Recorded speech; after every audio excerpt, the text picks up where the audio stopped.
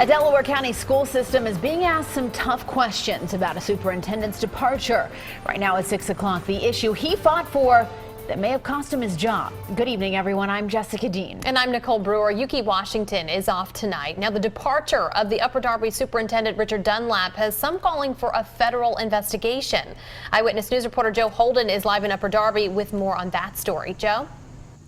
Jessica, Nicole, good evening. There is turmoil at the top of this school district. However, despite all of that, we are told school will start on time in just a few weeks without any hitches. But the backdrop to all of this is that the attention revolving around the superintendent seems to deal with boundaries of elementary schools. Dr. Richard Dunlap, a longtime educator and superintendent of Upper Darby schools, clashed with school board members over policy leading to his dismissal, according to sources and State Representative Margot Davidson. Absolutely forced out. But the school board had a different take, announcing last night Dunlap would be retiring. This comes after weeks of speculation about his future at Upper Darby. That's what got us into this mess. You know, we were not informed that the superintendent was on leave.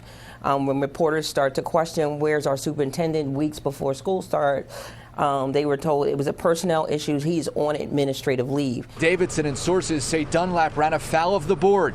It said he had ambitious policies to remap elementary school boundaries to create equity and relieve crowding in schools. It was claimed at last night's board meeting the education department and the federal government are examining the issue. These are some real issues of discrimination that need to be looked at.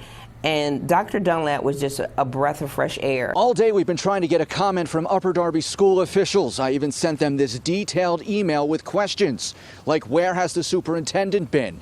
Do they care to address the allegations made by that state representative? What about the assertion the Justice Department is investigating something? And lastly, how is school capacity determined based on a student's background? In a statement just put out, the district pointed only to the fact that Dunlap was retiring after using vacation time, and they challenged the allegations raised by State Representative Davidson. We also paid a visit to Dr. Dunlap's house. Nobody answered. Some parents say they're only getting half the story from district leaders. Do you think he ruffled feathers? I think he did through the grapevine.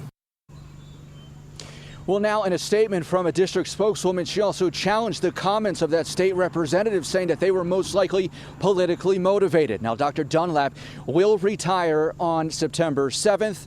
As for the U.S. Attorney's Office and any possible federal investigation, they would neither confirm or deny the existence of one. Live in Upper Darby Township, Joe Holden, CBS 3 Eyewitness News. All right, Joe, thank you.